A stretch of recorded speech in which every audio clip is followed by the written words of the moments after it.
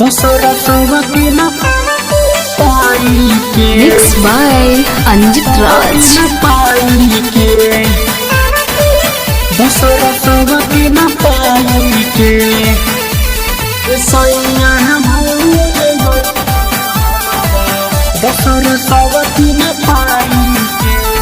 घरवा से गईला बाहरवा सैया फोनो न कइला फोनो न कइला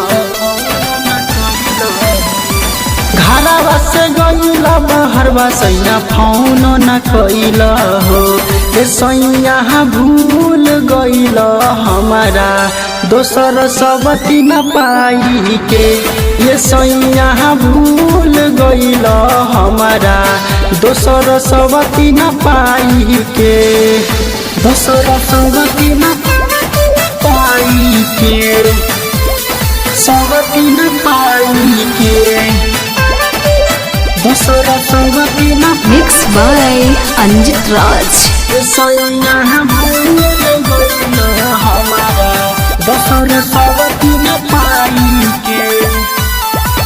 तोरा बिना मन लागे नहीं सैया चूसे खाती सूख गइल होठ के ललैया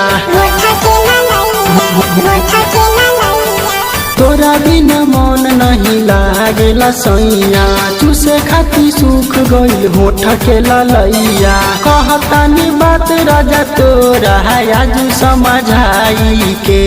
ये सैया भूल गइल हमारा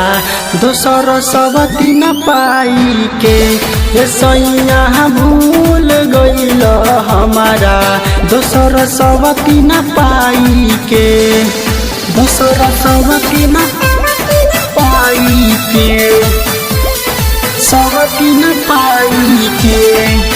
दोसरा सबके न पाई के Mixed by Anjit Raj. सैया भूल गइला हमारा दोसरा सबके न पाई के अपने जवानी के बाहर बितैल हमारो जवानी के टूर बनैल अपने जवानी के बाहर बितैल हमारो जवानी के टूर बनैल मनीष मगन सैया लड्डू कहतानी रोई के सैया भूल गइल हमारा दोसर सबती न पाई के सैया भूल गइल हमारा दोसर सबती न पाई के एकता रिकॉर्डिंग स्टूडियो